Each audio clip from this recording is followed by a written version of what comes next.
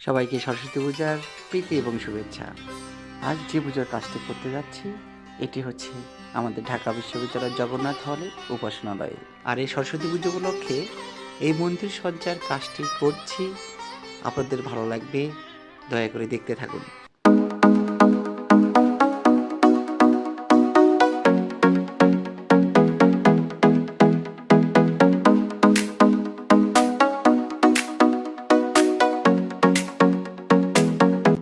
দীর্ঘ 10 দিনের কঠোর শ্রমের মাধ্যমে আমি এবং আমার সঙ্গে দুটো ছোট ভাই সহ এই কাজটি আমরা করতে সক্ষম হয়েছি এবং ছাড়দের ভালোবাসা পেয়েছি।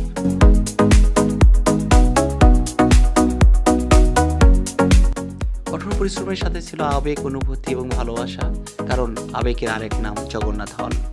আর এখানেই কেটেছে জীবনের গোল্ডেন পিরিয়ড।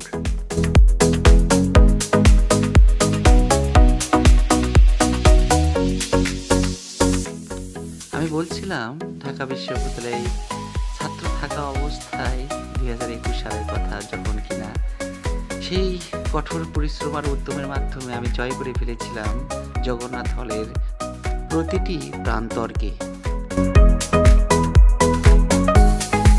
আজকে বড়ই মনে পড়ছে সেই দিনগুলোর কথা, যে এত ভালোবাসা, এত মায়া যে ছিল, যে কখনো মনে হয় নাই যে জগন্নাথ হল ছেড়ে কখনো গিয়ে কোথাও গিয়ে থাকতে পারবো, তথা ঢাকা বিশ্ববিদ্যালয়।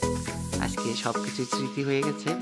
তো সেই স্মৃতিচারণ করার জন্যই আজকের বহুদিন, সেই গত 5 বছর আগেকার যে আমার যেই কঠোর পরিশ্রমের কিছু অংশ, সেটা আপনাদের সামনে তুলে ধরছি। ঢাকা বিশ্ববিদ্যালয় তথা জগন্নাথ হল, তুমি আমাকে অনেক কিছু দিয়েছো, অনেক কিছু শিখিয়েছো। তোমার কাছে আমি সারা জীবনই ঋণী হয়ে থাকবো।